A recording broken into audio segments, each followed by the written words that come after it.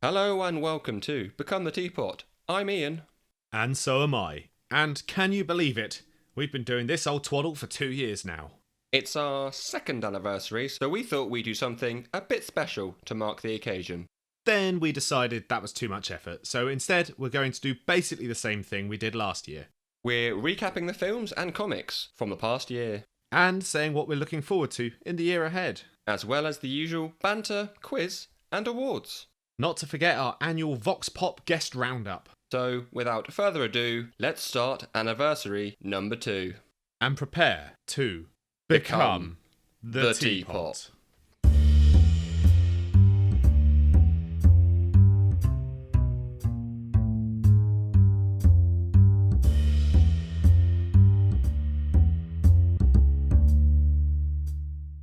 So, let's start at the top of the show with, as we did last year, the top 3 adaptations that we've covered in the last year. This is the film or TV shows that you've enjoyed most. Yeah, okay. Do you want me to go first? Do you to go first? Lead the way. Lead the way. Okay, so last year I was a little bit unprepared by the way I'd put them in order. This year I am more prepared. Well done. So I have put them in a countdown order. It's only taken 2 years. So I'm going to start with number 3.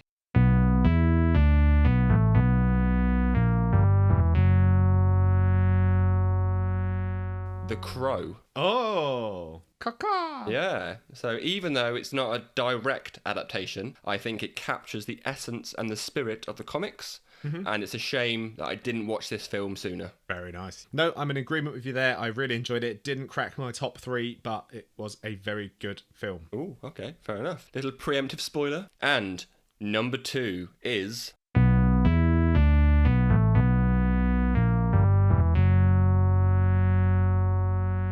The Boys. This is because it's a massive improvement over the comics.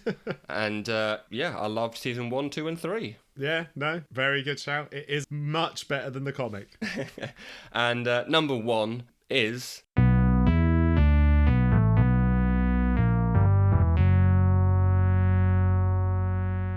The Avengers. Da, da, da. Da, da. This is because it's one of, if not my favourite film. It's definitely my favourite comic book film. I was going to not put it in my top 3 and think about something else, but the amount of times I've seen this film, I just purely love it. Yeah, no, it is a cracker. So that's your top 1 for this year. Out of all the 27 whatever episodes we've done this year, that's your favourite film? Yes, correct, yes. So, I suppose the next question would be, how does that stack up against last year's favourite? So last year's favourite for me was Sin City. So I did think that was as close as we're going to get adapting that film onto screen. And I liked how they wrapped 3 stories into one. The Avengers, like we said last episode, it's not a direct adaptation of anything, not even the Ultimates. And yeah, I think the Avengers is going to top it for me again. Like I said, it's one of my favourite films. You know, Sin City's good, you know, it holds a special place in my heart, but Avengers going to top that. The Avengers has taken it, pipped it to the post. Pipped that post right to the Post. top. Post. Right to the pillar. And what we're more interested in, I think, your least favourite adaptation over the past year. Oh, okay. A little bit of a drum roll here. So, I think it's gonna be...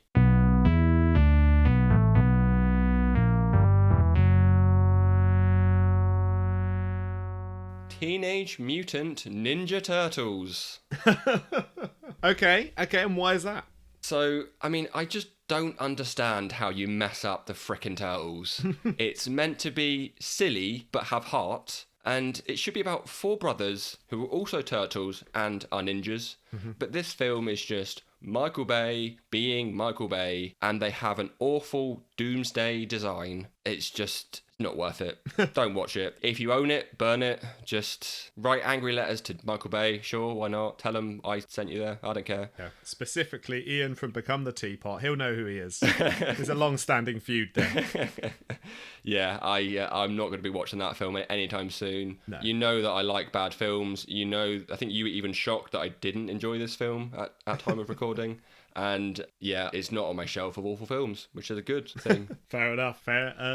So comparing that to last year then, my least favourite was The League of Extraordinary Gentlemen. That's a turd sandwich and a douche, isn't it? Gun to my head. Well, no one's doing that. I mean, if I had to choose one of them to watch, neither really, but I don't want to just use that card, so I think I'd pick Turtles over League. Okay. I don't know why. All right, yeah. Yeah, as much as I hate Turtles, I really hated League. You really just, you haven't, I think we've mentioned it a few times since then, haven't we? Yeah, it's just a turd sandwich. That's the turd sandwich, is it? Which makes Teenage Mutant Ninja Turtles the giant douche in this equation. Yes.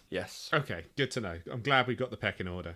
Right, so over to you then, my good fellow Ian. Yes. What is your top 3 adaptations we've covered in the last 12 months? So, first of all, I will caveat this by saying I am discounting Die Hard because it's not actually an adaptation. We just covered it at Christmas. Yeah. I think I subconsciously did that as well. So, fair enough. Otherwise, Die Hard might crack my top 3. But at number 3, the only overlap between mine and Ian's lists is...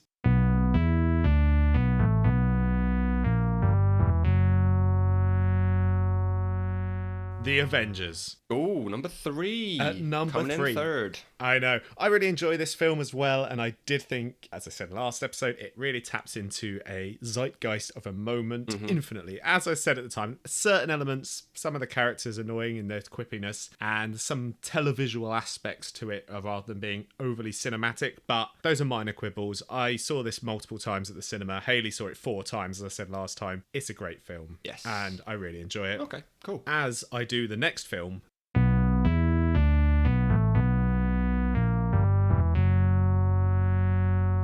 a second showing from Marvel with Thor Ragnarok. Oh, yes, I do know and was quite surprised this is one of your favourite MCU films overall.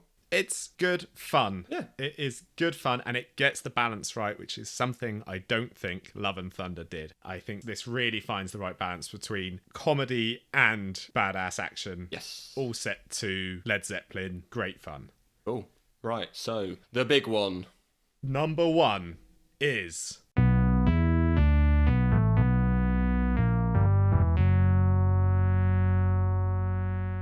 Dread. Yes, the Oscar award-winning frown. Carl Urban, our boy, at number 1, where he belongs, and at number 2 for that matter. Oh, yeah.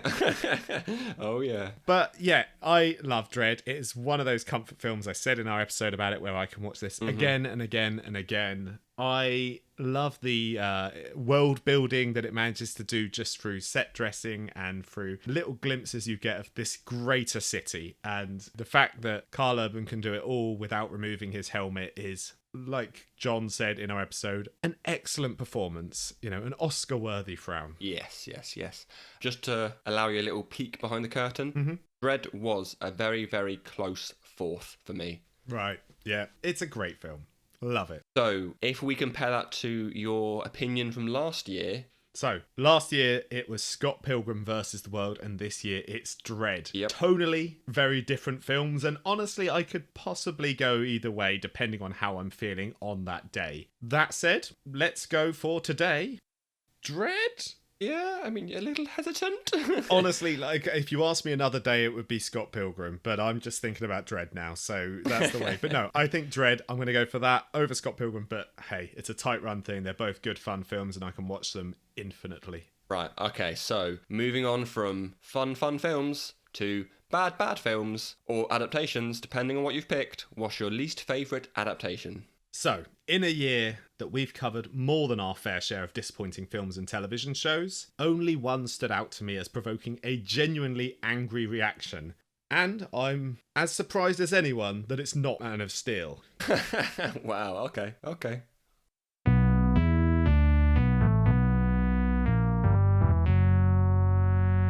I'm talking about the fetid turd that is not Michael Bay's, but totally Michael Bay's Teenage Mutant Ninja Turtles. We are in agreement of the douche turd blend of ugly turtles. I hate it. It is infuriating, and as I say, it's the only film, even the bad films we watched this year, it's the only one that I got angry at when I was watching it because of how incompetently made it actually is. I was having a little look at the bad ones we've done this year, White Out, 30 Days of Night, and yeah, they are poor films. I'll step out. 30 Days of Night was okay. Oh, okay, fair enough, but yeah. Yeah, Turtles, yeah, it's just awful. Just to advise the listeners, we have not pre-planned this. We just both hate that film, apparently. It is in another league of crap. Oh, okay, so talking about League of Crap, your least favourite film last year wasn't The League, I believe. It wasn't. But what was your last year's least favourite, and how does this compare to it? It was Watchmen. Oh, so yeah. we are on Watchmen versus Teenage Mutant Ninja Turtles, a crossover I can't wait to see. Whilst technically I think Teenage Mutant Ninja Turtles is the worst film, for taking one of, if not the greatest comic book in history and completely missing the fucking point, I'm going to have to go with Watchmen. Okay, right, yeah. I see a pattern here. So we both hate the Turtles with a passion, yet we would watch it again if needed, or if pushed. Yeah, like to paraphrase Qui-Gon Jinn, there's always a bigger shit. And this is the biggest shit in my opinion. But I think the thing for me is I can forgive, not really say forgive, I can ignore bad films. Yeah. Films that make me angry are a different level. Yes. There's just things that I'm like, this is just annoyingly bad. Did Watchmen didn't make you angry as such? You just were disappointed by the adaptation from the comic? Oh no, I was angry at that adaptation. I really dislike it. And I think that, as I say, you take something that is one of the greatest, if not the greatest comic book ever written and miss the point of it completely in its adaptation. I mean, that is going to tick me off. Something rotten, by Jove. Okay, well, I don't want to anger you, so shall we move on then? How about we mix up a slice? Let's do it. So let's do your top 3 comics we've covered in the last 12 months. Sounds good. Sounds good. Let's mix it up a slice, that famous phrase. So, last year I said that all of my favourites were self-contained stories, despite covering some great ongoing runs. This year we've had that same situation again. Many great Marvel and DC comics. Superman, the Man of Steel, Weapon X, New Mutants, Cable and Deadpool, Planet Hulk. All of which were in contention for my number 3, or even anywhere in my top 3. But I'm going to pick just one. And I think number 3 is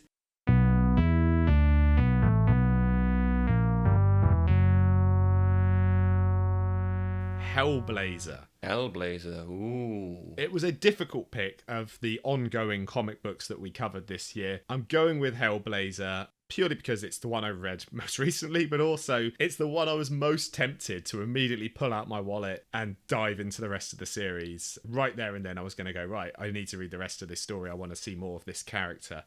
So for that reason, I'm going with Hellblazer, but as I said, I really enjoyed Weapon X. New Mutants I've read before. Cable and Deadpool, I've read all of that. Planet Hulk, I've read all of that. So there's a lot of good stuff that we've read this year from the big 2, but I'm going to go with Hellblazer over the others for number 3. Right, okay, so moving on to your second pick, number 2. Absolutely, and number 2...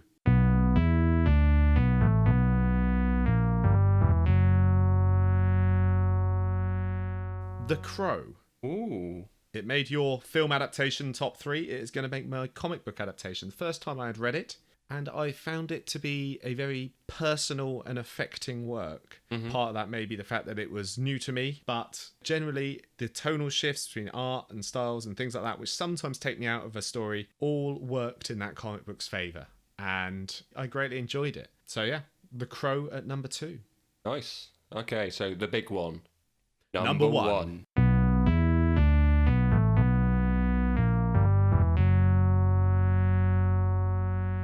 Ghost World. Ooh, interesting. I looked back across this year, and this came as a surprise to me as well, because we were doing our notes for these ones weeks in advance, and I put Ghost World at number 2. And the more I thought about that comic, the more I was thinking about it and going, actually, I really liked that. I actually think that it's acerbic, at times it's touching, it's frustrating, the character's behaviour can be annoying, but that is all deliberate. Most of all, though, I found it very funny. And it is, comic books can be a little bit disposable, especially the big two. You know, they come out monthly, they are been and gone, and the story has been retconned and changed. When you find something that actually sticks with you a little bit longer, that's when I think there's something a little bit special going on there. And that, for me, was Ghost World, the comic book that I came back to and thought, actually, I really enjoyed that. I'm just going to think about that and maybe even give it another reread in the near future. Nice. It is one that I have advised Kate reads.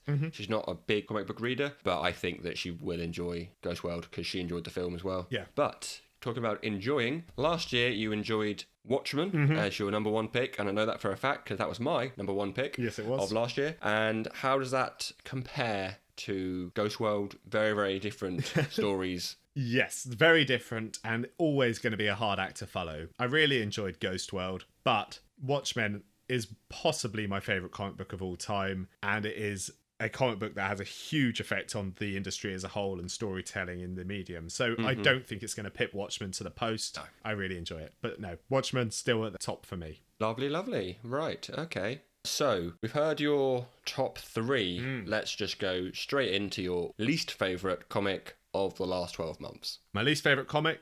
Wanted. Nasty, edgelord bullshit. Yep, alright, okay, yep. Enough said. So, I can't remember your least favourite from last year, but comparing that to last year, first of all, what is it? Secondly, how does it compare? Funnily enough, I wrote down what my least favourite was this year and then realised that both my least favourites from last year and this year are by the same writer. So, Civil War by Mark Millar was my least favourite from last year. It's Millar versus Millar showdown, and my main gripe with Civil War was that the characters are unlikable and act out of character, much like Mark Millar's The Ultimates that we read this year, which was another contender for my least favourite, as was The Boys by Garth Ennis. But that said, there is absolutely nothing redeemable about Wanted. It is unadulterated, try-hard horse shit. It is, without a doubt, my worst in show. Okay, right. Well, that being said, let's go on to my favourite top 3 comics of the last 12 months. Number 3 is Wanted. No, it's not really. Number 3.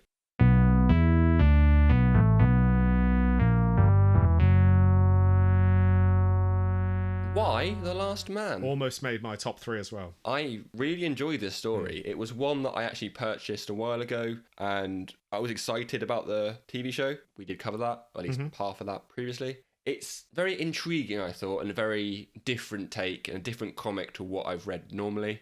Yeah, so I've plopped that in number 3. Very nice. Yep. As I say, close contender for my top 3 as well. I think it was in there right up until the last minute. Number 2 for myself is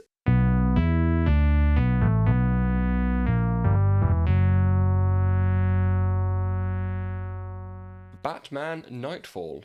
Oh, okay, yeah. Similar to you, I mean, my most intriguing comics are normally self-contained stories, but this one is obviously an ongoing run of the Bat, and I really enjoyed reading Bane's backstory and seeing the Bat round up his rogue gallery was fun to read and felt like a game to me. You know, like literally you're playing a game, but you're reading a book. It was just blended two things that I enjoy. Yeah, there was something of the Arkham Asylum games to it. Yes, exactly. Like a sequence of bosses. Yeah, which I actually played. I think I played that around the time that we were reading this comic anyway, so I think I just come off the back of that, or it was very, very close proximity, so maybe that's why I liked it so much. Maybe. And my big number 1 is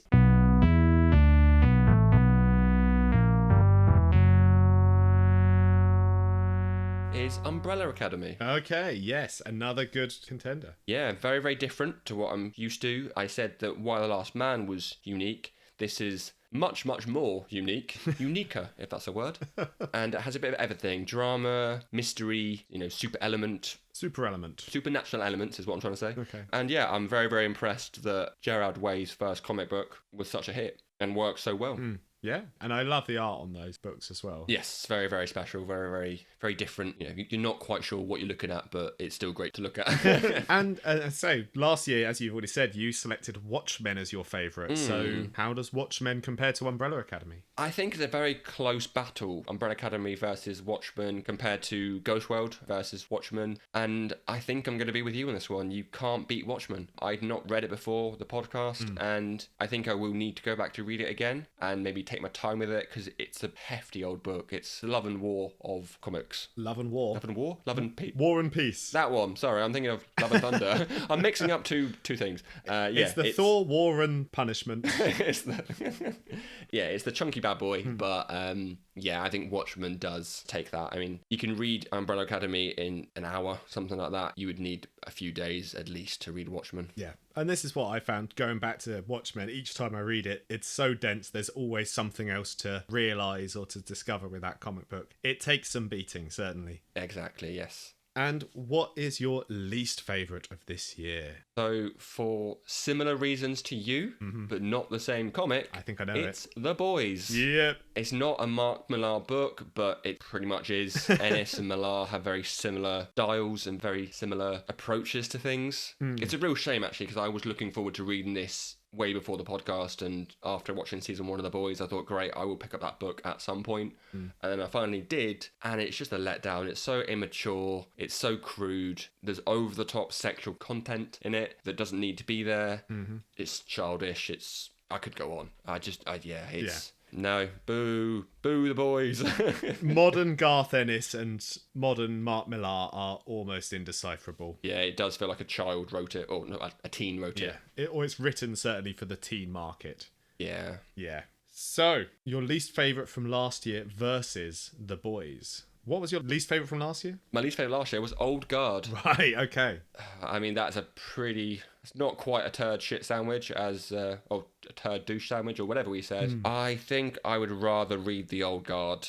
No, sorry, I would definitely, I'm not too sure why I'm thinking about it. I would definitely rather read The Old Guard. It's me pondering. I think the worst thing that can be said about The Old Guard is it's a bit forgettable. Yeah. And it's a bit middle of the road. Whereas, The Boys, I really, I read it before and I read all of it, and I really didn't want to go back and revisit it, quite frankly. And I stand by that. I agree with you. There was just worse stuff this year for me, but it's certainly not a good comic. Yeah. Okay.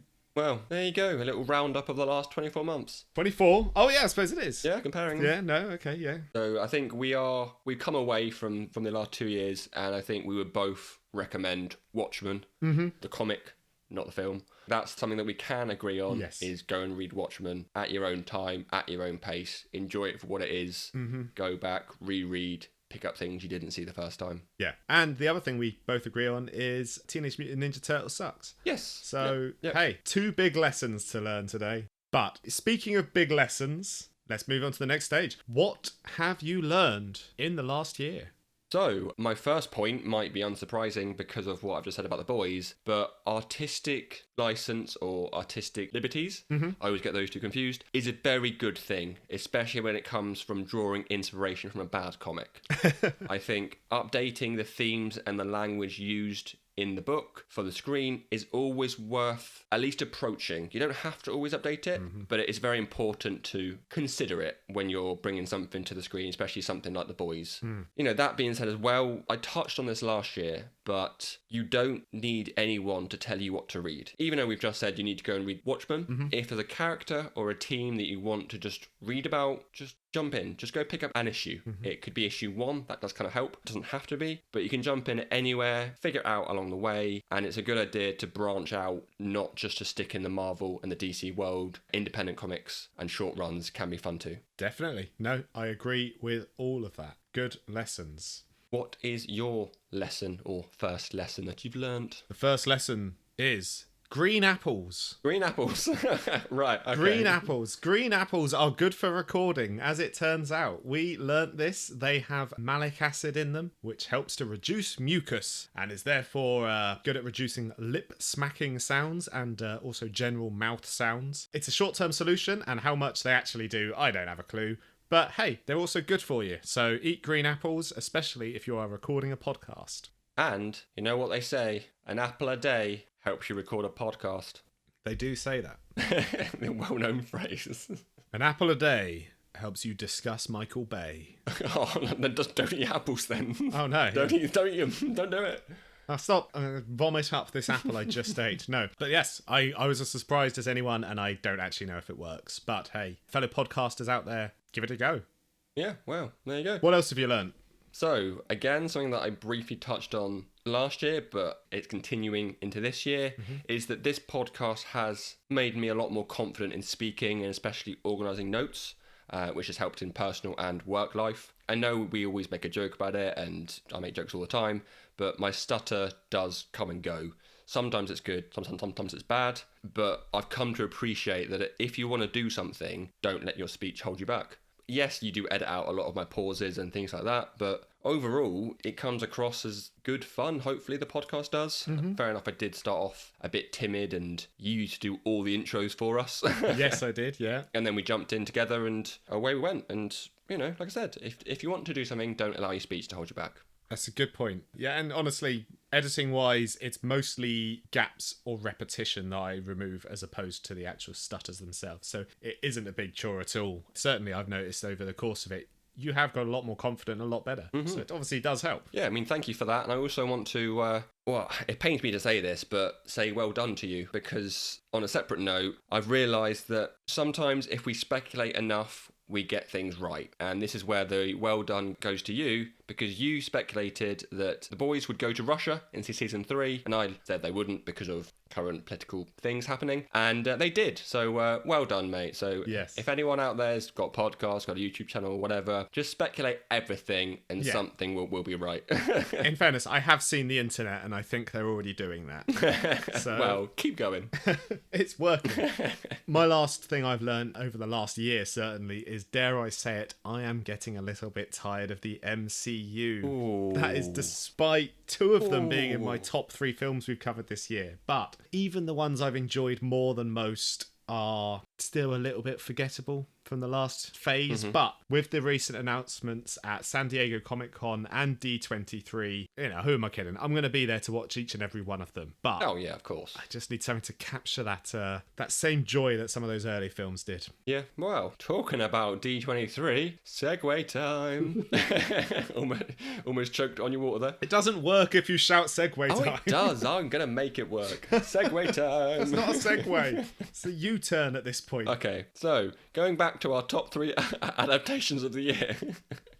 That's what you meant by a U-turn, right? We'll start again, shall we? Sounds good. Probably best. I'll hit stop now. Delete what we've recorded. Right, so anyway, D23 at point of recording happened yesterday and Friday.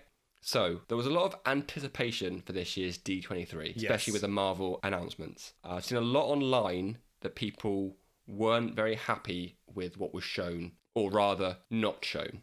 There was a lot of hype online about news for Deadpool 3, with X-Men, Guardians Holiday Special, Moon Knight Season 2, and Fantastic Four. Yet they did do something with Fantastic Four, which I'll come on to in a bit, but there was no cast announcement. No. So what you said about being tired with the MCU, I think it's overhyped at this point. People just need to accept it for what it is and try not to expect too much. I wouldn't expect Fantastic Four cast announcement now because it's not even been filmed yet. No. I mean, they've just attached a director to it. Yeah. So hit the brakes, calm down, we'll get it soon.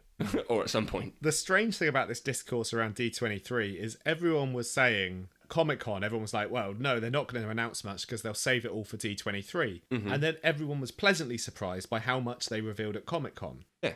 So everyone was like, oh, great, we've got loads of stuff. And then D23 came out and they didn't announce very much. Well, that's because they announced it all 3 months earlier. Yeah. Of course they haven't got much to announce. They've just done it. Yeah, I don't know what the future holds for, Comic-Con versus D23, but we'll see in years to come. People just need to manage their expectations a little bit when it comes to things like this. Exactly. Yeah. Right, I actually have got a bit of a breakdown of the panel that was shown. Okay. So we'll go through it point by point. We can expand on things if you want to. This is just the Marvel panel, yes. so not the whole thing. No. Okay. Just the Marvel panel. There's actually, there was a little special head nod, as I like to say, to something right at the end. I'll chuck that in. Sure. Back to Marvel. So it started off with a live performance of Rogers, the musical. From Hawkeye. That's how they started the panel. Yes. Which is quite actually, funny. the more I think about Hawkeye, the more I enjoyed it. Yeah. And moments like Rogers the Musical are why, I think. It's good fun. Yes, a little bit of fun, a little bit of just enjoy it for what it is kind of thing. Yeah, exactly. And then we move on to some exclusive footage, which I haven't seen because I wasn't there, of Black Panther Wakanda Forever. That was shown, but not online. I am looking forward to that one. Yes. Have you seen the trailer? The one that was released ages ago? Yeah. Oh, that kicks you in the feels. I'm looking forward to that. I'm a big Namor fan, so I'm hoping he's done justice as well. He looks great. No, looking forward to that. So following on from that exclusive footage to more exclusive footage, Ant-Man and the Wasp Quant Ant Mania, which you said to me that had Ant and Man in the name, which is great. I don't think it's called Quant Ant Mania. I was trying to like emphasize the Ant and Man in that, but Quantum Mania. Which, annoyingly, I was doing a bit of research about D23 last night, and I clicked on a YouTube short, and I saw a clip of Ant-Man 3. Oh. Naughty. Which I don't want to spoil it for you, don't want to spoil it for the listeners, but yeah, there's something in there that I wish I didn't see. It's clearly just someone's just filmed it with their phone and put it online. But yeah, I didn't want to see it, and I've seen it now, but I'm not going to tell you. What was it? I might tell you off air if you want to know. Yeah, I do want to know. What was it? Well, I'll tell you off air then. Oh, okay. I'm looking forward to Quantumania as well. I like the dude playing Kang the Conqueror. He was very good in Lovecraft County. I can't remember. It was a good show, and they cancelled it, and it's very annoying. But he was good in it. Anyway, he's good. If only there was a site that you could go and type in an actor's name. I could just look up Jonathan Majors. Yeah, exactly. It's fine.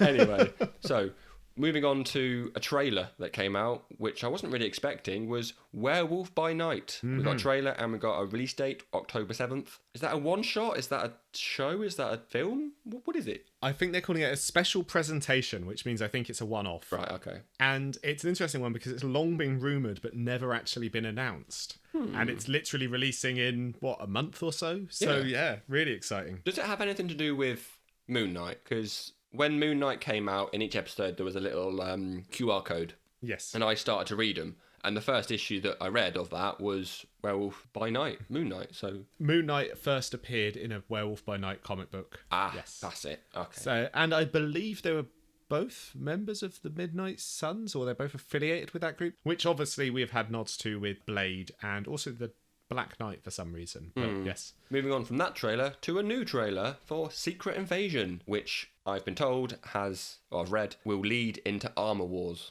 Yes, I saw them say that, which means I assume somewhere during Secret Invasion, the Skrulls get hold of all of Tony Stark's technology. So that is going to be fun. And yeah, looks like a different tone, looks like a bit more Winter Soldier-y in tone. A fun old trailer. Yes, yeah, a bit more spy drama and action rather than comedy focused, which could be a nice change of pace. Yes. And like I said, that led into Armor Wars, and so does my breakdown. Because the next one is, we got information on Armor Wars. It will be 6 episodes, and we got a logo. Good. There you go. And it still stars Don Cheadle. Oh yeah, they're not going to bring back the other guy. Terrence Howard. It'd be funny if they did. Just as a villain. You stole my armor. You stole my personality. Fraud. Anyway, going back to some exclusive footage, we got some of Loki season 2. So I haven't seen any of this. Not online yet, but that's all I've got. That it was shown. Okay. I don't think it's online, but apparently they showed some exclusive footage of Loki season 2.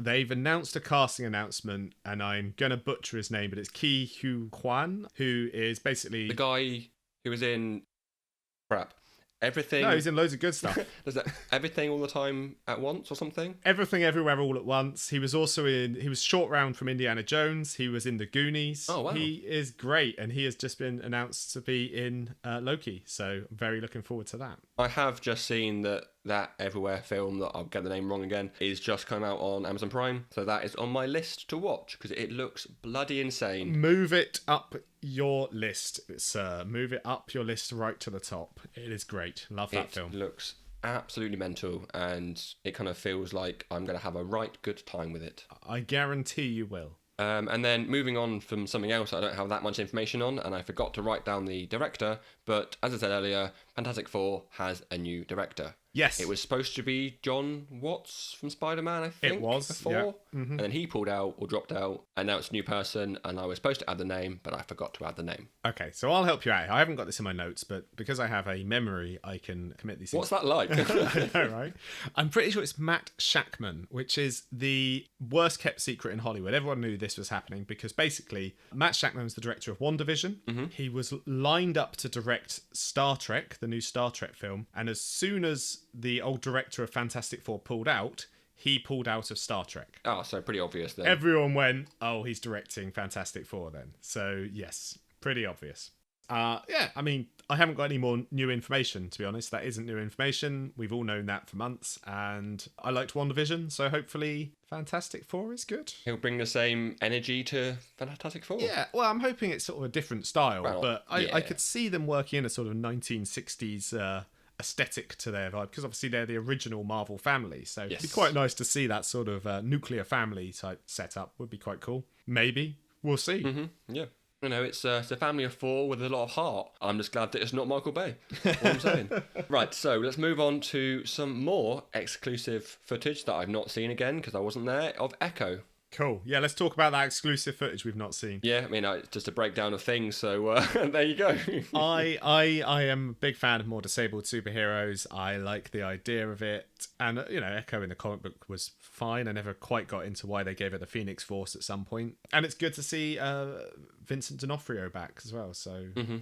Yeah. Yep. Indeed it is. I mean, that smoothly goes into my next one, which is, again, more exclusive footage, but this time of Daredevil Born Again. Well, the footage, from what I understand, is not from Born Again because they've not started filming yet. The exclusive footage was from She-Hulk, but Daredevil's appearance. Yeah, so that's the thing. So I think they showed 2 clips. Right. One from his, and then one of him and She-Hulk. So I don't know if that's from She-Hulk. But yeah, there was a couple of clips there. But yeah, him and She-Hulk, which is coming up very, very soon in the show. Moving on to the second character to get a 4th film is Captain America. Thor was the first one to get 4. But would you count that? I mean, it's a different character, strictly speaking. Well, yeah. It's the 4th one with Captain America in his name. But, you know, we've had 4 films with Avengers in their name. Okay, yeah, I see your point. Anyway, what we got was a new logo. Yes. Woo, they love a logo. But also, Tim Blake Nelson will reprise his role as the leader, teased all the way back in Phase 1's Incredible Hulk. Yes, teased. They forgot he existed and now they brought him back. And they've done it for Captain America for some reason rather than all of the Hulk properties they've got at the moment. In fairness, there's still a good chance he could turn up in She-Hulk, so that could lead into it. But characters that also will be returning is Joaquin Torres. He was in Falcon and the Winter Soldier. Yep. He will become the new Falcon. Yes, which he does in the comic books. And also Isaiah Bradley will also come back. Yes, as hopefully Eli Bradley as well does, his grandson, who becomes Patriot in the comic books as a member of the Young Avengers, which is what they have been building up for a very long time. So the Young Avengers is a group of superheroes, correct? It is indeed, yes, a group of younger superheroes. Oh, okay, so the next one is also a group of superheroes. Oh my gosh. Yeah, they're called the Thunderbolts. Have you heard of them? Yeah, I have. I'm a big fan of the Thunderbolts from the comic books. We had a little brief message about this last night when we saw this. Indeed, yes. And I was a little disappointed by that lineup. As I said to you yesterday, it's 3 characters from Black Widow, 3 characters from Falcon and the Winter Soldier, and Ghost. Mm-hmm. And that is a very uninspiring lineup. Where is Zemo? I do not know. He is a mainstay of the team, the founder of the team, and he should definitely be there in all iterations, in my opinion. And then there's people like Red Guardian in it, who are characters who have never been on the team, and there are characters like Black Widow, the new Black Widow, Yelena, who was on the team for, I think, about a dozen issues, and things like that. It's a strange lineup. It's like they just gathered a bunch of military type superheroes. Yeah. It's like they've just gathered all the people who are kind of military, a little bit strategic, and then went, let's put them all on a team together. Yeah, I can understand Black Widow and US Agent because that was teased at the end of their shows, fair enough. And then Val, I couldn't really see it was Val because it was quite a weird picture of her personally. So I get those lot. And then it just kind of feels that they've gone, oh, well, we're going to bring back Florence Pugh, so we'll also do Red Guardian. Yeah, sure, why not? He can go in there as well. He was popular. And then Ghost just appears out of nowhere, she's there as well. But see, Ghost is the one that makes the most sense to me. She was a mainstay on the team, right? Or he was a mainstay on the team in the comic books. But yes, both Black Widow Yelena and US Agent have both been on the teams. I believe Bucky Barnes may have been involved with them at some point, so there's connections. It looks like Bucky's going to be playing...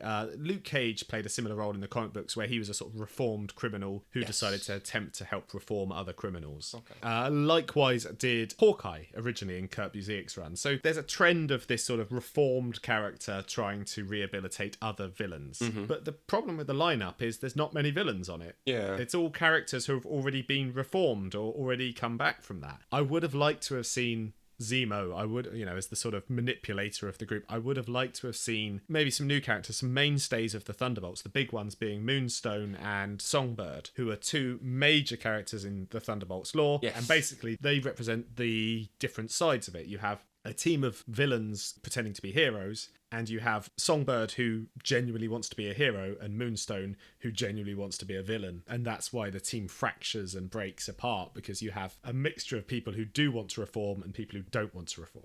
And that's what I think works about the Thunderbolts in the comic books. The film, I don't see that dynamic there with the team they currently have. Yeah. It seems more like a Suicide Squad type thing.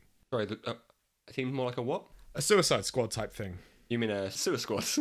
A Sewer Squad. Sorry, you're right. Apologies. How dare you mispronounce that film? Moving on to the final point, if you will, of the breakdown is more exclusive footage that I've not seen of the Marvels. We've been told that this will pick right up after the post-credit scenes of Miss Marvel. Yes. Actually, I read an interesting synopsis or an idea that it was going to be like each time the three Marvel characters, so Monica Rambeau, Carol Danvers, and Kamala Khan, each time they used their powers, they shift and they change places, which sounds really interesting. That could lead to some really interesting fight scenes, some really interesting action. They could start using it to their advantage. I think that could be a lot of fun, and I look forward to seeing that. Yeah. Yes, and it's directed by Nia DaCosta, which is a lot more promising than the directors of the first one, which I found a bit flat. Yeah, I've not gone back to rewatch it, actually. I might do at some point, because a lot of these MCU films that came out, I'd say recently, I guess, the last couple of years, I've only watched once and not gone back to. Yeah. So I kind of feel like I need to go back to rewatch it and see what I feel about it. Yeah, same. I've not gone back to rewatch hardly any of them, basically since Endgame. I think I've seen each of the films once. I've not really been driven to either, but I've just told a huge lie. I have watched it twice and I've forgotten all about it because I did a very casual MCU rewatch a while ago. So I have watched it twice, but clearly wasn't paying attention. No. Well, that's it, isn't it? I think that's the problem. Some of these middle of the road ones are a little bit forgettable. And yeah, that's all from the Marvel panel. Something that I did want to add on right at the end, it's not Marvel, it is Star Wars, but we got a lovely trailer for Mando Season 3, yes, which I still haven't watched the Book of Boba Fett yet, or Obi-Wan. I will eventually. I would watch the Book of Boba Fett before Mando Series 3. Okay, cool. I will eventually. But with Mando, it was the first Star Wars show that I watched and I really got into. And I loved the sort of space western feel to it. And I mean, it was actually based in the Star Wars world, but it wasn't like jam-packed with lore that you have to learn from previous things, that kind of stuff. It was a very standalone Star Wars story, which I like that kind of aspect that they took when they first did Season 1. See, The Mandalorian, Series 3 especially, they're really playing up into the Mandalorian lore, which was established in Clone Wars TV show. So it looks like they're going to be building on that. So it would help if you went back and watched some of the Clone Wars stuff that relates to Mandalorians. Isn't that like 5 seasons, though, or 7 seasons? Or something? It's a lot. It is variable in quality, particularly those first 3 seasons. But there's some really good stuff. I mean, I would say Rebels and Clone Wars are some of the best Star Wars there have been. I'm also really looking forward to Andor, which is coming out in about 2 weeks' time. By the time this drops, it may even be out. That looks really good. I think they're not using the volume, which is what they've used to film a lot of the other TV shows for that. And actually, I think it looks a lot better, actually using sets and real-world locations with actual things that you can see. It looks wonderful. And the other thing that they announced yesterday was they posted a trailer, 6 shorts, which tie into Clone Wars and Rebels and things like that. If you do go back and watch those, you will then be prepared to see, I think, Tales from the Jedi or something. But more importantly, from D23 Expo, 2 things. There was an Indiana Jones 5 trailer. Very much looking forward to that. The biggest trailer for me, however, is Willow, the series. I did watch that, yep. I haven't seen anything of Willow before. Never watched it as a kid. It's something that I know Kate's one of my watched before. favourites. So when I was texting you all the Marvel stuff, I also text her the link as well. I think she is excited for it as well, but I'll probably need to go back and watch the previous stuff first? I'd I go and assume. watch the film. Yeah, I'd watch the film. Honestly, it's one of my childhood favourites. It came out in 1988, I think, so the year we were born. Or the year I was born, you were born the year after. So it's out when you were born, you've got no excuse. And no, it is an Damn it. excellent film. And, well, I mean, mileage may vary if they didn't see it when they were 5 years old. But I love that film. I absolutely adore it. And it's the one out of all the trailers I watched yesterday, it's the one that had a sort of an emotional reaction to. A little bit choked up, a little bit. Well, it's good to see him back. I loved it. It's good that he's back for it. I've not seen it, but I am pleased that they've brought him back. Oh, what's his name? Warwick Davis. Yes. Yeah. He just seems like a really nice guy. He is, and he's really funny as well. You see him in appearances as a host and things like that on UK TV a lot. He's great. Yeah, the little teaser they did for it last year where he's interviewing the rest of the cast is hilarious. So I strongly recommend you go watch that as well. But no, that's the one I'm looking forward to the most. Out of all of D23's Expo, it is Willow the series that I am eagerly awaiting. Talking about things that are eagerly being waited for, I'm sure our listeners are on the edge of their seats as they await our awards ceremony. Okay, yeah, it's the annual event. It's on all our calendars.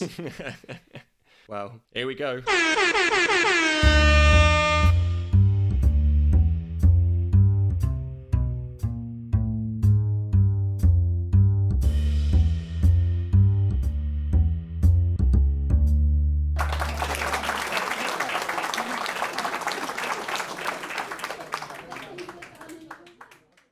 All right then. First up is the Peter Porker Award for Hammiest Performance. We'll say it once again, this is not the award for bad performances. Well, not necessarily. This is the award for generally enjoyable performances delivered without a shred of restraint. And the nominees are Hela in Thor Ragnarok, Willem Dafoe in Spider-Man, Peter Stormare in Constantine, and the entire cast of The Losers. And the award goes to...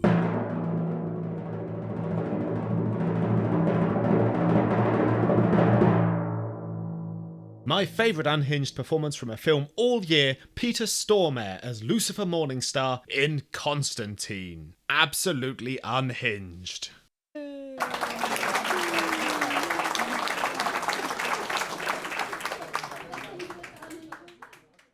Up next we have the Easter Excellence Award.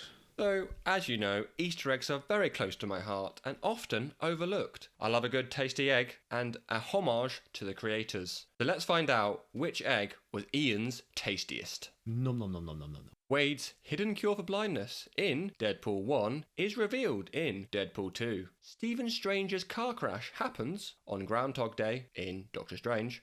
Watchman's blood-splattered yellow smiley appears on the social worker's desk in Shazam. And a 5-star American flag can be seen in Dredd, symbolising the 5 mega cities. We interrupt this award ceremony with a special overlooked Easter egg. In Spider-Man, Willem Dafoe wears fake teeth that are straight and white whilst playing Norman Osborn, but then, when he turns into the Goblin, he shows his natural, less perfect teeth. Oh, okay. So I have to pick my favourite out of those and the news announcement there. Yeah, I'm not too sure what happened there, but No. yeah. So Probably the most important thing in the news recently, though. Okay, right. Well, I think I will go with... I think some good stuff there. I like the Dread one, but I will go with Doctor Strange's accident happening on Groundhog Day. I like the foreshadowing for the end of the film with the repeated time with Dormammu. very nice. Woo! Yay! Clap, clap, clap.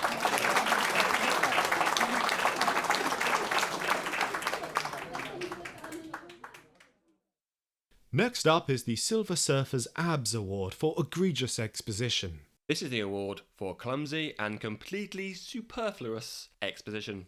And the nominees are Jor-El's Chroma PowerPoint from Man of Steel, Lois Lane from Man of Steel, she's a Pulitzer Prize winning journalist, you know, Danny Moonstar's Two Bears proverb from New Mutants, and TMNT's clearly added after the test screening animated introduction.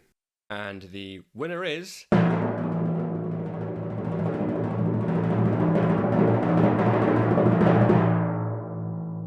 Danny Moonstar for exposition so bad, yet so important to the plot that they said it not once, not twice, but 3 times.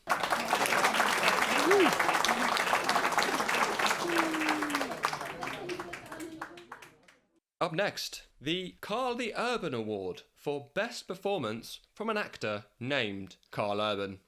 Self-explanatory, really. So the nominees are Carl Urban as Scourge the Executioner in Thor Ragnarok, Carl Urban as Judge Joe Dredd in Dredd, Carl Urban as William Billy Big Balls Butcher from The Boys, and last of all, a brief mention of Carl Urban as Leonard Bones McCoy from Star Trek in the Wanted comic book. And the winner is...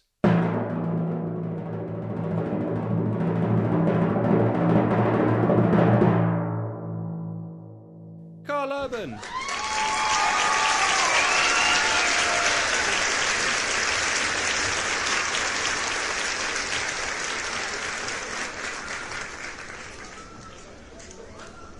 There's a shocker. Lastly, it's the ever-popular Iron Fist Award for Most Anticipated Adaptation. We've recently had big Marvel announcements at Comic-Con and D23, yet again we are still waiting for the day Marvel brings Iron Fist to the screen for the very first time. But until then, there's plenty to look forward to in the year ahead. Last year, our guests told us what they were looking forward to, so let's hear their thoughts of these projects and what their most anticipated upcoming projects are for the year ahead.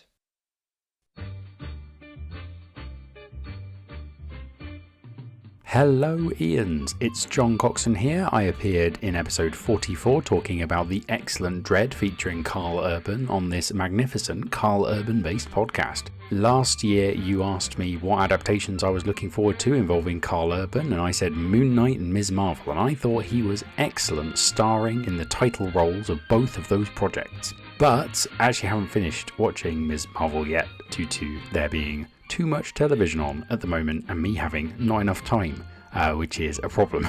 But Moon Knight was great. I really like Moon Knight. Next year, I don't really know what upcoming adaptation I'm looking forward to.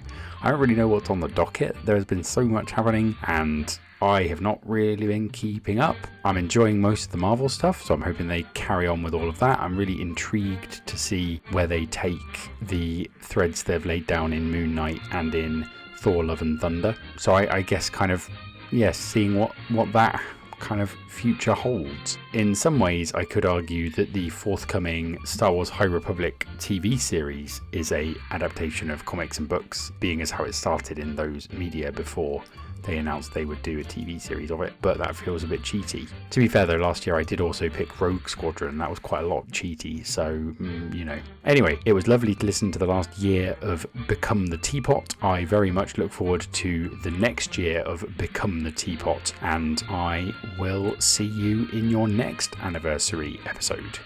Also listen to my podcast Octothorpe, it's great. Bye! Hiya, it's Kate here from Kate's Quick Opinions and the WandaVision episode. Last year, I said I was looking forward to Umbrella Academy Season 3, and I wasn't disappointed. It was in no way as good as Season 1 or Season 2 for that matter, but it still had great storylines and kept the same quirky, fun feel that I've come to expect. I was also ready for Tatiana Maslany's portrayal of She-Hulk, and although the season hasn't finished yet, I'm really enjoying it so far. I think Tatiana is incredibly talented, no pun intended, and I'm excited to see where it goes from here.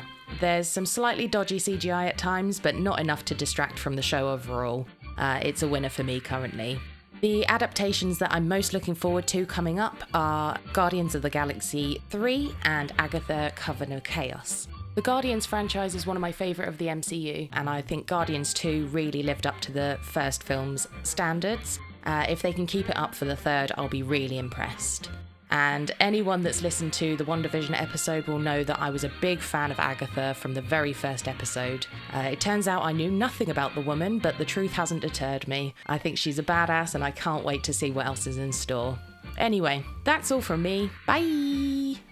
Hey, it's Hayley here. You may know me from the Valentine's episode or the 1 year anniversary episode where I discussed what adaptation I was most looking forward to in the coming year. So, here I am on the 2nd year anniversary to discuss my thoughts. I said that I was looking forward to Spider-Man No Way Home and Doctor Strange in the Multiverse of Madness, as I wanted to see universe-breaking spectacle. So yeah, I enjoyed them. So, spoilers, Spider-Man made us cringe stupidly in the cinema with all the fan service, and I really liked when Mom went full Raimi. I especially enjoyed seeing Bruce Campbell. I do wish that the multiverse was even more bonkers, like Into the Spider-Verse or the What If episodes. On to the adaptation of Neil Gaiman's The Sandman that dropped on Netflix in August 2022. I thought it was great. The cast and the style were all great, and I can't wait to see more. I'm thrilled that I got to see my favourite Sandman story on screen with the immortal Hob. Overall positive. I won't talk about the adaptations that I don't quite like, as I'll be here all day. As for adaptations that I'm excited for coming in the next year, it's probably going to have to be Spider-Man Across the Spider-Verse, as I loved the first one. And that's it from me. Thank you. Bye! Hello, my name's Luke. I was originally in episode 17, which was the Sin City one, the one with the hard-boiled opening. Thank you very much for having me on for the anniversary episodes, and at this point one of the other guests will probably be saying, well, I was waiting forward to see this adaptation last year, this is my thoughts on it. However, I've actually not watched the latest Spider-Man. This is somewhat unsurprising for those who might know me, considering it took me 3 years to watch Avengers Infinity War, and I've still only actually seen that once. So, I can't give my opinion on that, so what I will do is I'll give my opinion on something else. Another adaptation that was coming out is the Lord of the Rings Amazon show. I watched the first 2 episodes so far, and while it started off as the adventures of Galadriel, elven warrior princess, I'm actually happy to say that I'm actually quite enjoying what has been out so far, and I'm definitely going to be interested to see how they try and mash a few 100/1000 years of appendices into a single narrative. Another adaptation that's actually coming out next year is an anime adaptation of a manga I watched called Helk, which was a spoof/parody of the old Dragon Quest style story of the hero versus the Demon King. It was a manga that finished a number of years ago now, quite funny, and out of nowhere they've announced a anime and an English release of the manga, so happy days for me. Thanks again for asking about my ramblings on comics and their adaptations, and goodbye. Hi everyone, this is Josh, star of last year's anniversary episode. In that episode, I said that I was most looking forward to The Batman, and I'm proud to say that it was absolutely bloody brilliant. I think Robert Pattinson's Bruce Wayne is potentially my favourite Bruce Wayne and maybe favourite Batman. I don't know. It was brutal and I loved it. What I'm looking forward to out of all the upcoming comic book films, there's not a lot that I am looking forward to be honest, because most Marvel films have been quite disappointing. But I am very much looking forward to Spider-Man Across the Spider-Verse, the sequel to Into the Spider-Verse, which was fantastic. So fingers crossed this maintains the quality. Love you, bye. Hiya, it's Chrissy of the Watchmen episode fame from some point last year. So the adaptation I said I was most looking forward to when I spoke to you about a year ago was Spider-Man No Way Home. I think it was probably my favourite Phase 4 movie so far. It was really good, just, you know, having a few Spider-Mans, doing a few spider fights. Great to get some closure on Andrew Garfield's Spider-Man. Overall, absolutely brilliant. The next adaptation I'm probably looking forward to, and it's more just because I like the idea of it. I don't know anything about the comic. You know, the only comics I've read are really Civil War, but is probably Armor Wars. Mainly because I just like the idea of lots of armors fighting. I think it'll be good fun. So, there you go. Speak to you next year.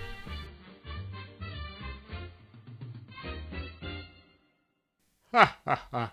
Outrageous. Crazy thoughts there. I mean, I can't believe what they said. You just can't say that these days. We haven't heard their recordings yet. I assume John's put something funny in there. Well done, John. Hilarious. He's known for it. It's what he's known for. He's a good guy. Classic Coxton humour. Coxon, but okay. Coxon, whatever. Funny guy. Funny guy. Let's talk about some of those things, shall we? I think last year's most anticipated thing amongst our guests was Spider-Man No Way Home. So what were your thoughts on that? Yes, so this was also one of my most anticipated adaptations. I'm yet to rewatch it, but I love this film. I know the majority of it is fan service, but, you know, who cares when you're having fun? Yeah. It's a fun film, and I thought it was a great way to introduce the multiverse. I'd heard the original plan was to release Doctor Strange 2 first, and then this, so I don't know how I'd feel if I watched them the other way around. But yeah, you know, I love the little sort of head nod, as I say, to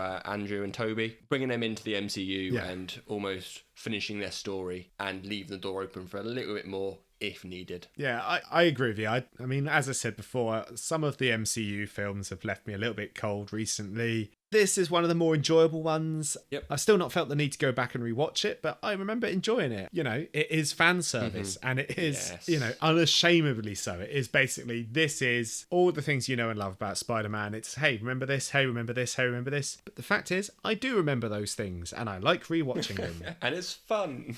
It is fun. It's good fun. Yeah, I mean, it's not going to win any awards, but this was, 2-hour-long film. I sat in the cinema. I smiled a lot. I laughed. There's some bits in there that don't work, but generally speaking, I think it was a lot of fun. Yes. Yeah, I think we're on the same page there. Yeah. Whether or not I'll think that when I rewatch it, I don't know. Maybe it was a first-time viewing thing. Lots of surprises. But sticking within the MCU, let's go on to Doctor Strange in the Multiverse of Madness, mentioned by a couple of people there. Yes. So, what were your thoughts on that? Yeah, again, this is my second most anticipated adaptation, and I actually have rewatched this one. I was off ill from work for a week, and the tail end of the week, I thought, hey, let's put on a film. Why not? You know, it's just come on to Disney Plus. Sure, let's watch it again. And I still enjoy it. It's just, I don't know, I think I got a bit swept up in the excitement of it when it first came out of a new Marvel film. You thought, oh, here we go, Doctor Strange 2, oh, crazy. But yeah, it's a bit spotty in places, and I think they could have done more with it, personally. That's fair, yeah. I think the bits that really work well for me are the Raimi-isms, the bits that really feel like a cross between a horror movie and the Three Stooges.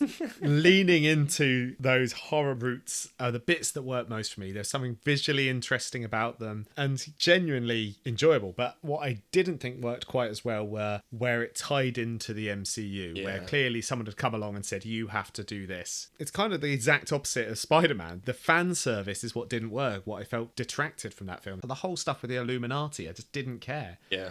It's like a bunch of cameos pop up, all clearly filmed on separate green screens. They go, oh, look, it's me, Mr. Fantastic. Oh, look, it's me, Professor Xavier. Oh, look, it's me, Black Bolt. Yeah, who cares?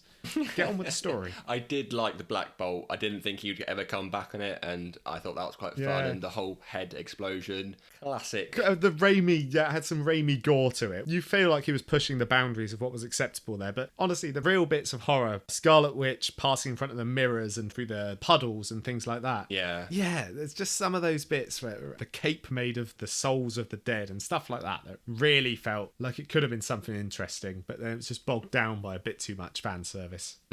As I say, completely the opposite of Spider-Man, which was propped up by the fan service. I think we were talking off air recently, and you said about, it's called In the Multiverse of Madness. Yeah, you were saying things about, you see what, 2 worlds, 3 worlds? Yeah, well, that's it. We were talking earlier about Everything Everywhere All at Once. It could have been like that, and we see so many different universes and so many interesting. That is what this film should have been. It should have been that, and it should have also more heavily lent into the, it's got a really Cthulhu mythos name, and it should have really lent into that. Had a lot more of the horror aspects and this mind-bending horror, but none of that was present, unfortunately. So, next we have the Marvel Disney Plus shows. Moon Knight, Ms. Marvel, and She-Hulk were all mentioned by our guests last time. What are your thoughts on those 3? So, Moon Knight, I enjoy it still, I guess. I've not gone back to rewatch it. I don't tend to rewatch the Disney Plus shows yet. Yeah, Moon Knight was good. Brought a bit of difference to the MCU. I like the main actor. What's his name again? Isaac? Oh, Oscar Isaac. Oscar Isaac, there we go. I like him. so much that I can't think of his name. I thought he was good. I thought the actors overall were good. Yeah. But just fell a bit flat for me in certain points. It definitely did for me as well. I said this before. It felt like a film script that they had then stretched over 6 episodes. Yeah. So there was a whole lull in the middle where they have to then go to Egypt, meet Mr. Midnight or whoever he was, the French dude. And all of this stuff that happened in the middle, which just detracted from the plot. I also felt like it removed it too far from the comic book Moon Knight. It just didn't feel much like the character from those comic books. But people's mileage varies when it comes to that thing. We all put our own spin on these characters in our own head when we read them. But for me, it just had that mid-season lull.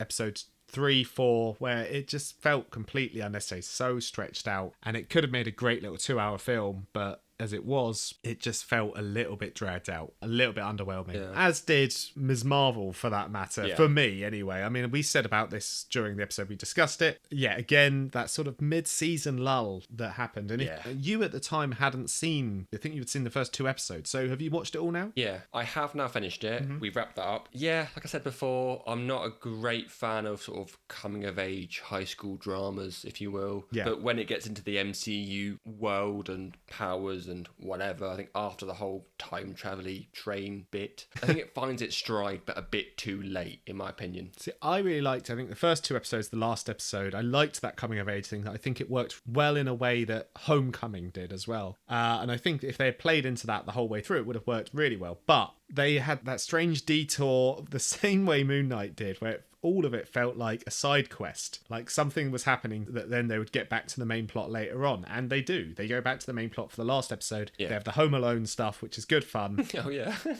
And I just felt like I wanted more of that. I wanted less of the other stuff that just felt like a distraction from the main plot. And then, you know, the end credit or post-credit scenes, whatever comes up, and you're like, oh, there's Captain Marvel. Cool. Like, it didn't excite me for the Marvels. No, that's it. There wasn't enough of a tie to that in the first place. Her admiration of the character was there, but I don't know. The bits I liked about it were the character interactions between her and her family and her and her friends. And any time they weren't doing that, I felt was a little bit of a letdown, to be honest. I think that was where the strengths of the show lasted. Lastly, She-Hulk. We're only 4 episodes in on Disney Plus at the point of recording, so we can't talk about it too much, but what are you thinking so far? Yeah, I mean, a little bit of a mixed bag.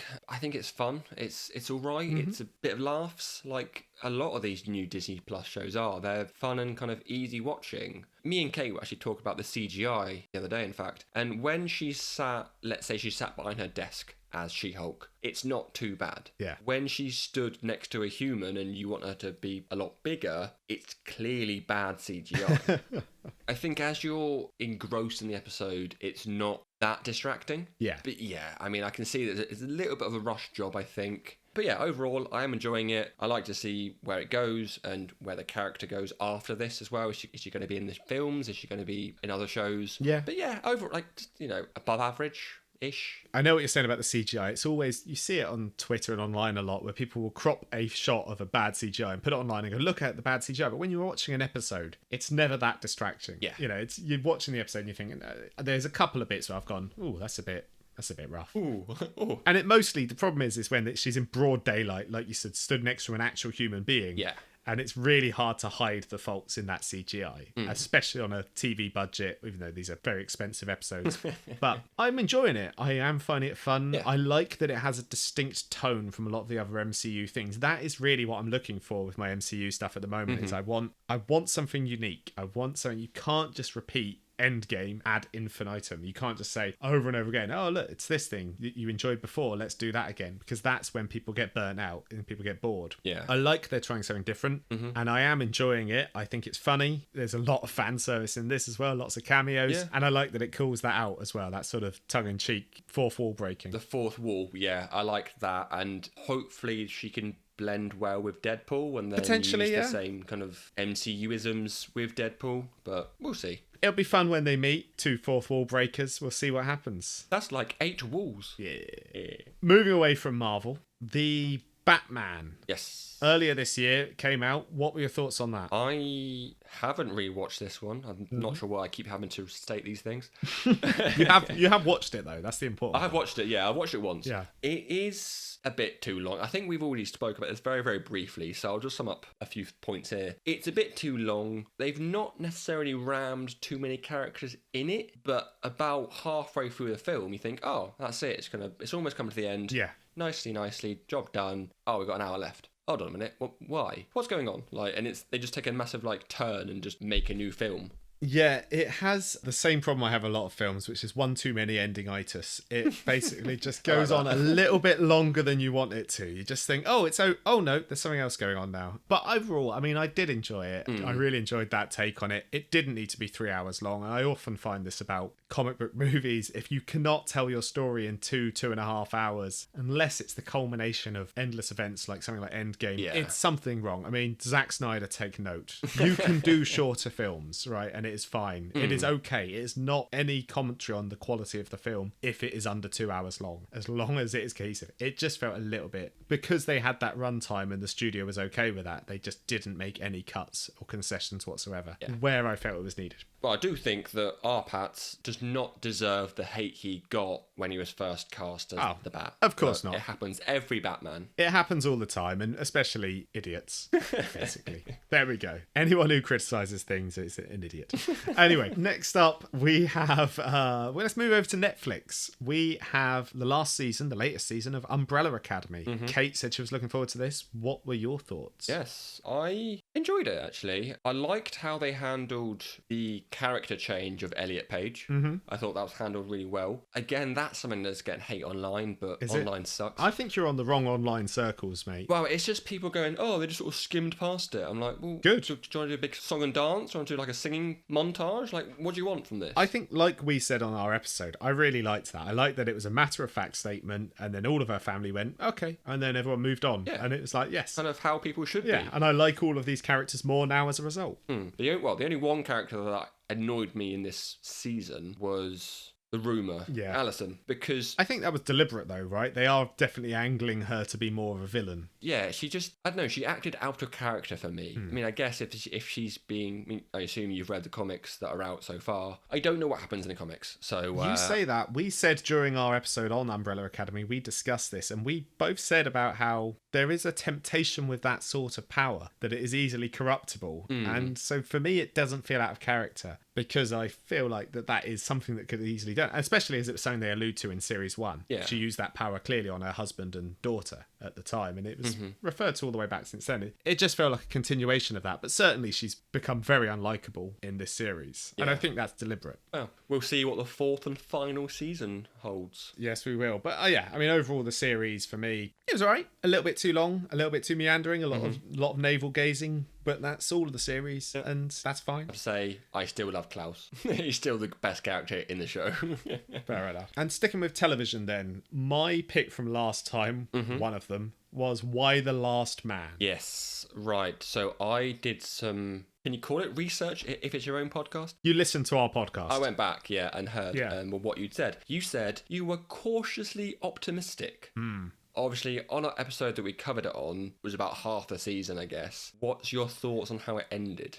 I gotta say, overall, I think our reaction at the time for most of the season that we watched, or half of it, was muted. We weren't particularly excited about it or effusive, but it was sort of okay. Overall, I found the whole thing a little bit disappointing, considering how long that this comic book was in development hell for. Yep. I don't mind Yorick's casting. I felt like the focus on other characters as opposed to making it a straight adventure story with those 3 main characters was a misstep. I felt like they were distracting from the main plot in order to make it an ensemble piece, which it didn't need to be. It felt more like Walking Dead than it should have done. Yeah, I definitely feel that. And once it's wrapped up, with a little bit of online petitioning, I guess, to continue it, but I don't think they will. I don't think there's the fan base, to be honest. I don't think there's enough support behind it, which is a shame, because Paper Girls on Amazon, which I've not watched yet, has also just been cancelled. Oh, wow. Which is another Brian K. Vaughan comic book based on a comic book by the same writer. So that's a real shame, and it seems strange because there's such a popularity for things like Stranger Things at the moment. You would have thought another 80s set program would have really captured people's imaginations, but clearly not. Yeah, maybe it's just too much in that same area, I guess, and just being drowned out by it. Yeah, perhaps. I mean, Into the Loop was another one that just got completely forgotten about, and that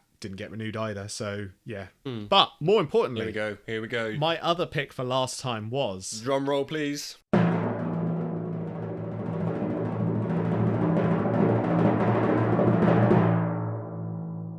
Sandman, Yes. which has just released just in time, so we've watched all of that now. Yes. Am I right in saying you've now watched all of it? I've done. Yes. And what did you think? Very, very fun. Well, I say fun. Fun's the wrong word. It's not really a fun show, is it? I mean, I enjoyed it. There we go. I enjoyed it. Yeah. I think I was texting you along the way and trying to not give away too much, I guess. But the diner scene, I can't remember which episode that is. My favourite episode. Episode 5, I think, 24/7. Yeah, favourite episode. Very, very intense. Very, very ominous. Sinister. Mm-hmm. And I think we paused it halfway through to go put tea on, or I can't remember what we were doing. And I realised that it said 24/7. It's about the halfway point, and I thought, oh, okay, so hopefully it will stay in the same spot for the entire episode, which it almost does, Yes. barring a couple of minutes at the end. Yeah. Which normal shows, you'd go, oh, well, that's just a bottle episode. They're just doing that to save money. But this is done such a clever way. Yeah. And yeah, it's just, I think Kate was sat there going, well, his powers is to make them tell the truth. Why is all this crazy stuff happening? It's like, well, you take the truth, you take the lies out, and this is what can happen, I guess.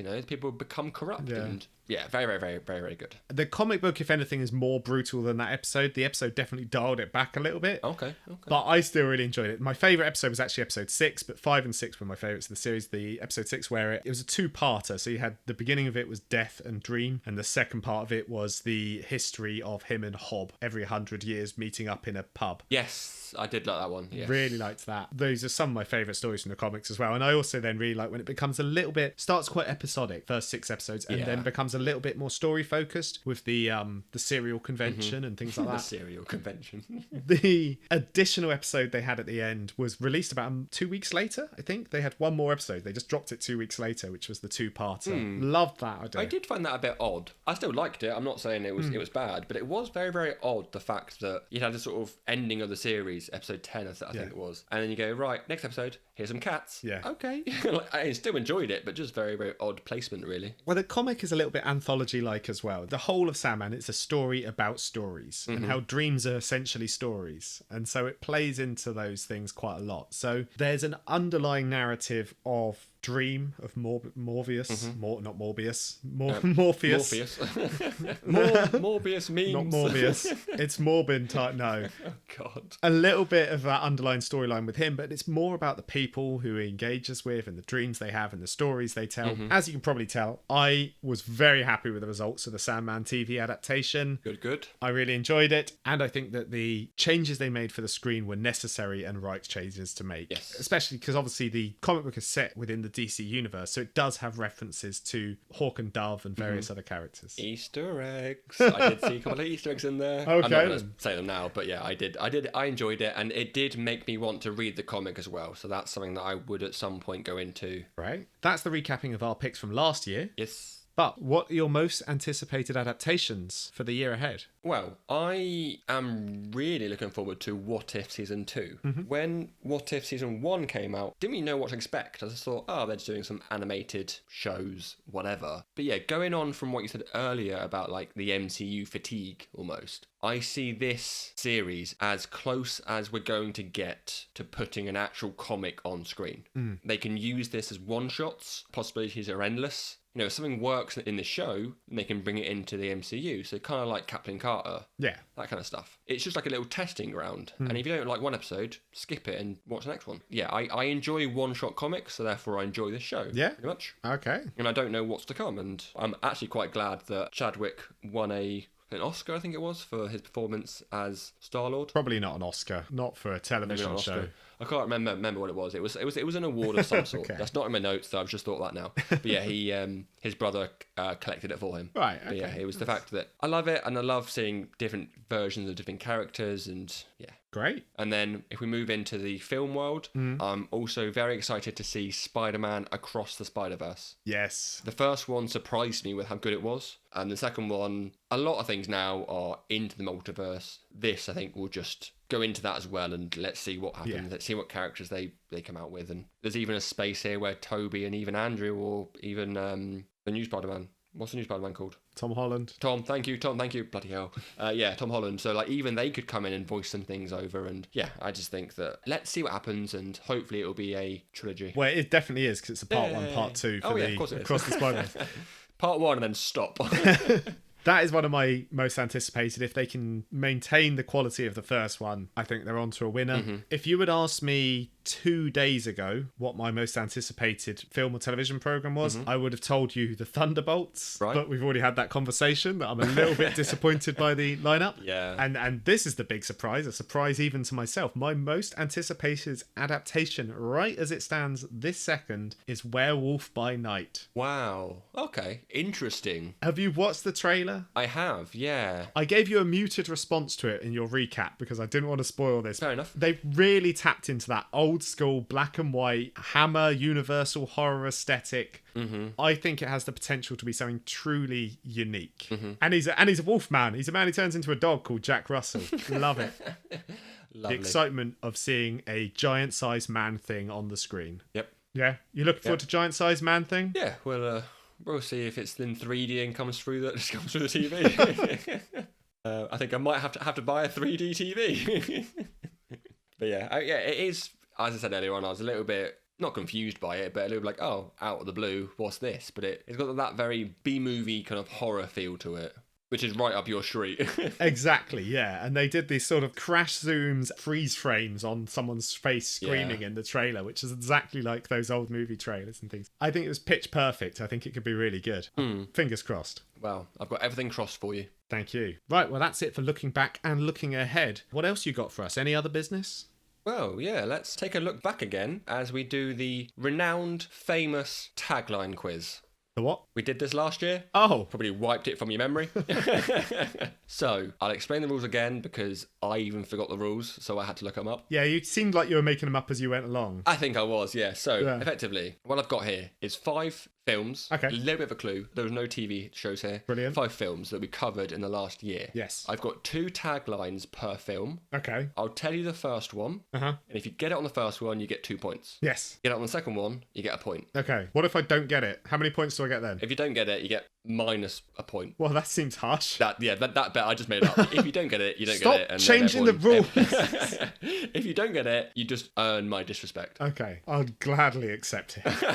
Right. What you got for me? So I've got pen and paper this time to keep track of your score because I forgot what your score was last time. Yeah, last time you just didn't keep score and just said I won at the end. No. I think I said I won. Right, so film number 1, tagline number 1. He's alone, tired, and the only chance anyone has got. Die Hard? Die Hard! Yay!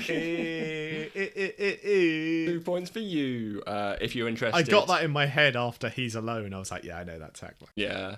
If you're interested, the next bit was 12 terrorists, 1 cop, which you probably got it from there. Probably would have done, yeah. That's 2 crisp points for you. Is it the New Mutants? What? Right, next film. Every hero has a journey. Every journey has an end.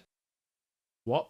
Every hero has a journey. Every journey has an end. Yes. Wow, that is a terrible tagline, whatever that is. It's got to be one of the ending things we've watched. So I was trying to think if we covered Logan this year, but I don't think we did. I think that might have been last year. That was, yeah, we covered X Origins. What else have we done? The Dark Knight Rises.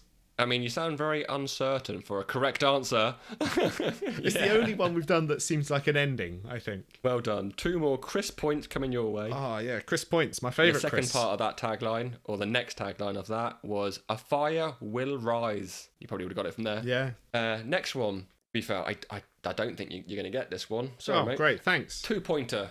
Hell has frozen over. Well, hold on now. Now you've confused me because this seems like an obvious one, but then it's obviously not. If you've said you don't think, oh, Maybe I was playing some mind games with you. you might be, because I thought it was going to be. My first thought was Constantine, but Oh, okay. because it was about hell. But then I'm thinking actually it's more about the frozen over. Is it Whiteout? It's not Whiteout. Oh, okay. So, right. okay, so What's next, the second one? Let's move on to the 1-pointer. It's time to face your demons. Oh, is it Constantine? Oh, it's not Constantine either. What is this icy demon thing? What is it? Demon? Bear Saga, Oh. The New Mutants. You said What? it earlier on. What? That's got nothing to do with bloody... I didn't write these taglines. Wait, there's nothing to do with hell freezing over, and there's nothing to do with demons. There's also an ice cream van outside playing its music. And I'm very distracted now that I want to go out and get an ice cream. Yeah. Hayley, do you want to get us an ice cream? She's not listening. Okay. Right. Anyway, carry on. Next one. Believe in angels. Oh, for God's sake! All right. Well, hold on. Let me look at our list. Because is there anything else to do with angels? Is this going to be another trick question? Because again, the answer seems obvious. If you don't get it from this one, you'll get it on the next one, guaranteed. I don't think it is Constantine. I think it's the Crow. Oh, well done. Well done. Yeah. Two Bam, more bam, crisp, bam. shiny points. The next one was, it can't rain all the time. Oh yeah. Yeah. There you Fire it up. Fire it up. go. I was going to put in that as well, but that's not really a tagline. It's just a silly quote. Anyway, last one. Let's see if you can get 8 out of 10. Feel the love this Valentine's Day. Oh, Deadpool. Crap. Deadpool 1. Dot. Deadpool 1. Deadpool. Well done. I stopped. Yeah, Deadpool. Deadpool, you stopped. Okay. The last bit of that was with great power comes great irresponsibility. Oh, Deadpool, you card. No, good. 8 points. 8 out of 10. Alley-oop. Cats. Oh, that's good. Okay. I'm pleasantly surprised with that. Oh, more alliteration. That's a callback from a previous episode. Go listen to all of them to find out which one. You got to find it. It's your very own Easter egg hunt. It's like 2 episodes ago. Anyway. Oh, right. 7 points. You're going down. Anyway. Right. Okay. Now, dear listeners, we have an announcement. This podcast began, as many others did, as something to do during a very strange time in history. With uncertainty and boredom abound, we were all looking for something, anything, to distract ourselves and maybe accidentally entertain some others along the way. Its central ethos, the idea behind the show, was to get Iain here to read more comics, and over the past 2 years, he's certainly done that. Iain has now read hundreds of comic books, including some of my absolute favourites, some all-time classics, and some absolute wank. In these 2 areas at least, we feel we have now accomplished what we set out to do with the podcast, and with the world approaching what approaches normality in this day and age, it's time for us to hang our mission accomplished banner and draw a line under the first chapter in the Become the Teapot saga. But this isn't our grand finale, more like the end of our first season, as we would like to continue our Become the Teapot journey in one format or another. So make sure you subscribe to our YouTube channel for what's soon to be future projects. So, with that said and done, I'll ask you a question, Iain, that I've not asked you before. Now that I'm not setting you your homework, what are you going to read next? Funny enough, I've actually already started a comic, not for the podcast. As I texted you the other day, I was sat in a pub reading a comic, and I've started reading Justice League Dark. I own volume 1 and 2. To be honest, they've been on my shelf for quite some time. So off the back of our Constantine episode, I thought now's a better time than any. Start reading it. I've only read 1 of the comics so far, but that's my next adventure to go down to. Yeah, I have read some of those. They're good. But comic continuing from the podcast, you won't be surprised as it made my top 3. But why The Last Man? I have been given volume 2, so I've got that on my shelf and poised and ready to read that. And I think that will be my next collection of books that I will pick up as time continues. Yeah. I'm very, very intrigued to see where that goes. I'm kind of glad the show got cancelled in a weird way because I can read it and learn where the story goes on my own. Yeah. Rather than seeing a show and then reading it. Talking about seeing a show and then reading it, Umbrella Academy. I am very, very intrigued to read this. You know, from the episode from earlier, it's something that I think is very unique in its own storytelling and the artwork. It's something that you've said before, each season appears to pinch from the next book. So I've got a rough idea where it's going. And that one as well, so they're very, very short. The 4th volume's just come out or coming out soon? It's coming out soon, I think, yeah. Yeah, so, I mean, that one I can probably catch up with before it's already out, which is good. And over the last couple of years, I've realised that Jeff Johns is one of my favourite writers, apparently. So I'll be continuing some of his work. I've got a bunch on my shelf. This one may surprise you. I hated Teenage Mutant Ninja Turtles. However, I was quite fond of the IDW run. Yeah. So that's something that I might hopefully will continue. And yeah, I've got a collection more on my shelf. We've read plenty of Batman over the years. So I've got things on my shelf that I've had there for years, like Death in the Family, Joker, Batman/Flash the Button. They're just comics that I've collected over the years that I've gone, oh, I'll definitely read that. And I haven't. Yes. So I think you've reignited the spark of my love for comics that I had when I was younger. And I've now got a reason to continue and to pick up future books. I'm really glad to hear that. Well, in that case, I would say that we have done what we set out to do. So, just before we go, I want to give you all one last Easter egg. So, for the final time, play my theme song. Iain's egg hunt. Iain's egg hunt. Iain's egg hunt. I'm not yoking you. Final. In The Boys, Season 3, there's footage of Soldier Boy being experimented on. The date on the recording is January the 24th. This is a deep dive Easter egg because it is Dean Winchester's birthday in Supernatural. Wow. I couldn't let the show end without having one last Supernatural shout out. There it is. There it is. One last Easter egg, one last Supernatural Easter egg at that. And of course, Le Boys. Well, if that isn't what you paid your admission for, then I don't know what is. As always, thank you, Iain, and thank you to all of our guests we've had on the show. And an enormous thank you very much to each and every one of you who have tuned in to listen to us prattle on over the last 2 years. This episode, and indeed all of our episodes, are dedicated to you, our very small but seemingly very loyal listeners. Thank you. So, for one last time, goodbye, and thank you for listening to Become the Teapot. I was Iain. And so was I.